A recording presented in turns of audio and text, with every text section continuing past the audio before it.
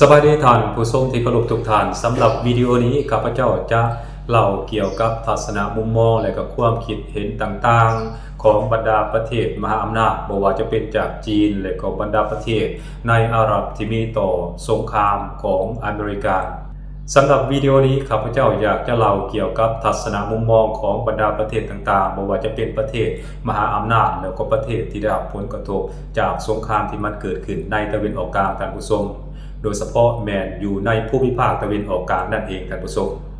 สำหรับทัศนะและก็มุมมองของบรรดาประเทศอาหรับในภูมิภาคตะวันออกกลางหรือว่าในอ่าวเปอร์เซียรวมมี12ประเทศ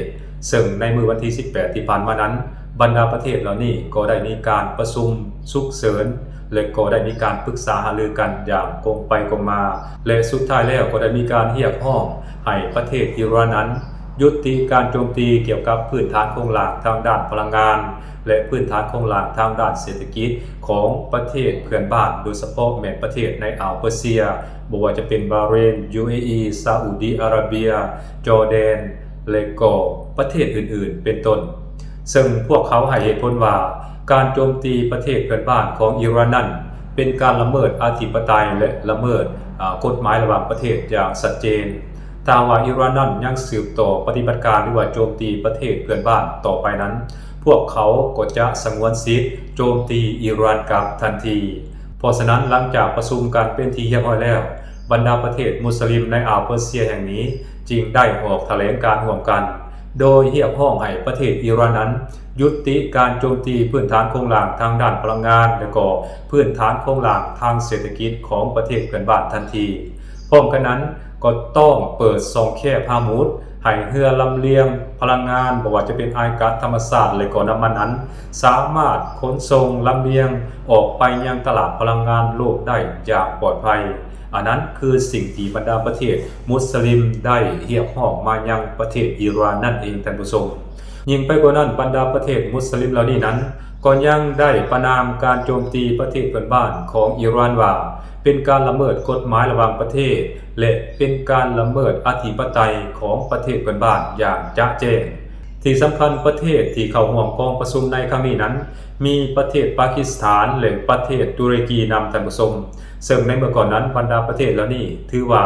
ยืนอยู่กลางๆหรือว่าแสดงความเป็นกลางมาโดยตลอดแต่ว่าในครั้งนี้นั้น2ประเทศนี้กับเข้าไปแสดงความคิดเห็นหรือว่าเข้าไปร่วมประชุมกับบรรดาประเทศมุสลิมในอ่าวเปอร์เซียท่านผู้ชมซึ่งมันได้แสดงให้พวกเขาเห็นว่าประเทศที่เคยเป็นกลางในเมื่อก่อนนั้นบ่ว่าจะเป็นตุรกีและปากีสถานนั้นพร้อมกันนั้นบรรดาประเทศเหล่านี้ก็ยังเป็นพันธมิตรและเพื่อนบ้านที่ใกล้ชิดของอิหร่านนั้นเมื่อนี้เขาเลือกที่จะเข้าไปประชุมร่วมกับบรรดาประเทศมุสลิมอยู่ในอ่าวและกล่าวประณามประเทศอิหร่านอันนั้นมันแสดงให้พวกเขาเห็นว่าอิหร่านนั้นกำลังสูญเสียพันธมิตรที่ใกล้ชิดและสูญเสียพันธมิตรที่เป็นเพื่อนบ้านไปอีกแล้วท่านผู้ชมมันเห็นให้รู้สึกว่าอิหร่านนั้นถูกโดดเดี่ยวจากเวทีโลกและก็ถูกโดดเดี่ยวจากโลกมุสลิมด้วยกันท่านผู้ชมและหลังจากที่บรรดาประเทศเหล่านี้ได้ออกแถลงการอย่างเป็นทางการต่อประเทศอิหร่านแล้ว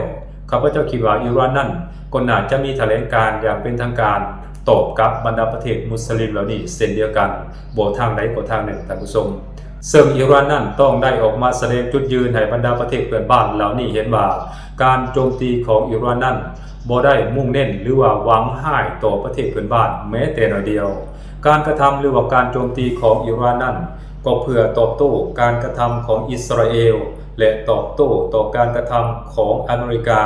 โดยเฉพาะอิหร่านเลือกที่จะโจมตีแหล่งผลประโยชน์ของอเมริกากับอิสราเอลในตะวันออกกลางอันนั้นคือสิ่งที่อิหร่านควรออกมา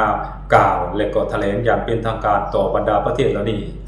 อีกด้านหนึ่งเราต้องเข้าใจว่าการที่อิหร่านไปโจมตีประเทศเพื่อนบ้านเหล่านี้นั้นมันน่าจะมีข้อมูลตัวใดตัวหนึ่งที่อิหร่านรู้ว่าบรรดาประเทศเพื่อนบ้านเหล่านี้นั้นได้อำนวยความสะดวกให้แก่อิสราเอลกับอเมริกาใช้เป็นฐานปฏิบัติการหรือว่าโจมตีประเทศอิหร่านบอกว่าจะเป็นการเปิดน่านฟ้าของตัวเองให้อเมริกากับอิสราเอลนั้นเข้าไปโจมตีประเทศอิหร่านได้หรือใส่ดินแดนของประเทศเหล่านี้เป็นฐานบัญชาการเพื่อเข้าไปโจมตีประเทศอิหร่านเพราะอิหร่านเคยได้ประกาศไว้แล้วว่าถ้าหากว่าบรรดาประเทศต่างๆ อยู่ในภูมิภาคตะวันออกกลางนั้นอนุญาตให้อเมริกาใช้ดินแดนของตนเองโจมตีอิหร่านแล้วอิหร่านก็จะบ่ลังเลใจที่จะโจมตีบรรดาประเทศเหล่านี้ทันทีบ่เว้นแม้แต่พื้นฐานโครงหลังทางด้านเศรษฐกิจและพลังงานอันนั้นคืออิหร่านได้ประกาศก่อนหน้าที่จะเกิดสงครามแล้วท่านผู้ชมเพราะฉะนั้นการโจมตีกลับของอิหร่านต่อพื้นฐานโครงหลังทางด้านเศรษฐกิจและพลังงานของประเทศเหล่านี้ข้าพเจ้าคิดว่าอิหร่านนั้นน่าจะมีเหตุผลเพียงพออีกด้านหนึ่งสิ่งที่น่าจับตาหลายที่สุดในเวลานี้ก็คือหลังจากที่บรรดาประเทศมุสลิมในอ่าวเปอร์เซียทั้งหลายได้ร่วมกันประชุมและออกแถลงการณ์กล่าวประณามอิหร่านอย่างเป็นทางการและเรียกร้องให้อิหร่านยุติการคุกคามยุติการโจมตีพื้นฐานโครงหลังทางด้านพลังงานเศรษฐกิจและต้องเปิดช่องแคบฮามุดให้เรือขนส่งพลังงานออกสู่ตลาดพลังงานโลกได้แล้วประเทศหนึ่งที่น่าจับตาหลายที่สุดก็คือจีนท่านผู้ชมหลังจากบรรดาประเทศเหล่านี้ออกแถลงการณ์เป็นที่เรียบร้อยแล้วประธานาธิบดีสีจิ้นผิงของประเทศจีนนั้นก็ได้ออกแถลงการณ์ถึงบรรดาประเทศมุสลิมเหล่านี้ว่าบรรดาประเทศมุสลิมเหล่านี้ควรไปห้ามหรือว่ายับยั้งต่อการกระทำของอเมริกาและอิสราเอลหลายกว่าบรรดาประเทศมุสลิมเหล่านี้หรือว่าผู้นำบรรดาประเทศมุสลิมเหล่านี้นั้นบ่ควรอนุญาตให้อเมริกากับอิสราเอลนั้นใช้หน้านำนาผ้าของประเทศตนเองนั้นโจมตีประเทศอิหร่าน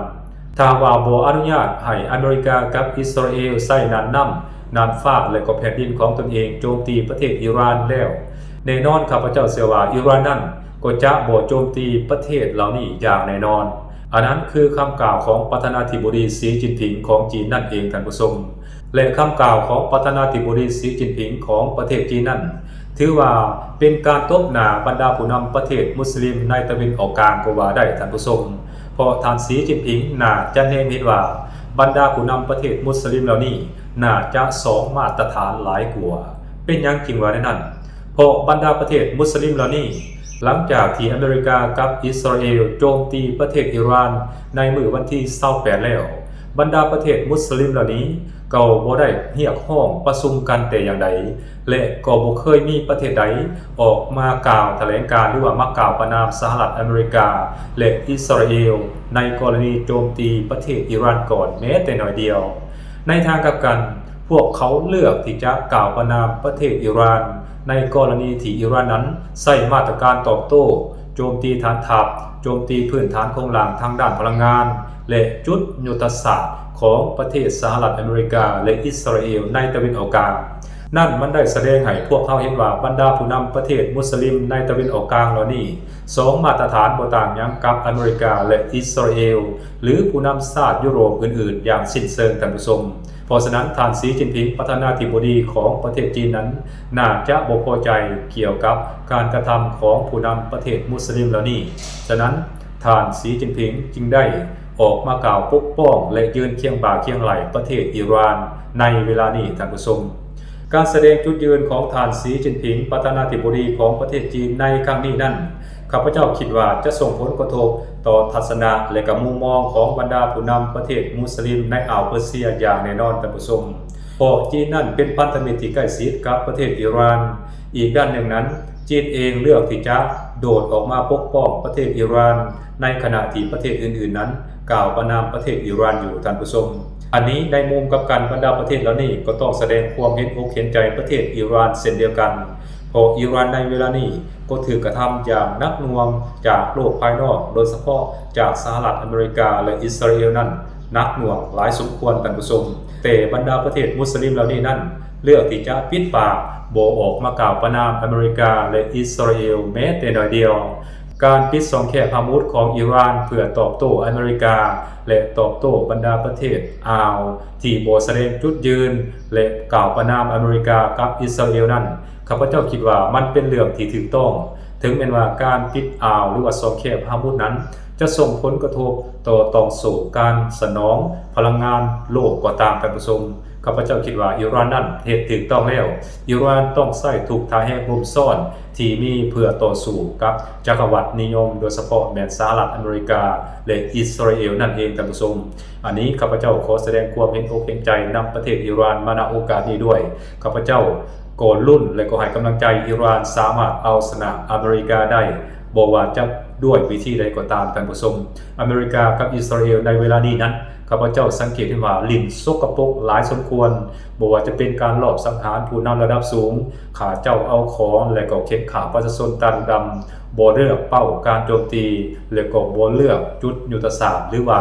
จุดที่เป็นที่ตั้งทางการทหารแม้แต่เดียวเวลานี้อเมริกากับอิสราเอลนั้นได้โจมตีอิหร่านไปทั่วทุกจุดทุกหนแห่งทั้งนี้พวกเขาเน้นที่จะเฮ็ดให้อิหร่านนั้นเกิดความเสียหายให้หนักหน่วงที่สุดเท่าที่จะเป็นไปได้เพราะฉะนั้นข้าพเจ้าคิดว่าอิหร่านเองก็มีสิทธิ์ตอบโต้และก็มีสิทธิ์โจมตีอเมริกากับอิสราเอลในลักษณะเดียวกันถ้าอเมริกาเลือกโจมตีพื้นฐานโครงหลังทางพลังงานถ้าอเมริกาเลือกโจมตีพื้นฐานโครงหลังทางด้านเศรษฐกิจหรือจุดยุทธศาสตร์อื่นๆอิหร่านก็ควรสับกลับในลักษณะแบบเดียวกันอันนั้นข้าพเจ้าคิดว่าอิหร่านควรเห็นแบบนั้นและข้าพเจ้าก็ขอภาวนารุ่นให้อิหร่านชนะสงครามในครั้งนี้ถึงแม้ว่าเปอร์เซ็นต์การชนะของอิหร่านนั้นถ้าว่าตามความเป็นจริงแล้วก็แทบว่าจะบ่สามารถเอาชนะประเทศสหรัฐอเมริกากับอิสราเอลได้เพราะพวกเขาเหล่านี้ล้วนแล้วแต่ลิ้นหมาหมูทั้งนั้นท่านผู้ชมทางว่าเดียวต่อเดียวนี้ข้าพเจ้าเชื่อได้ว่าบ่สามารถเอาชนะอิหร่านได้อย่างแน่นอนท่านผู้ชมสบายดี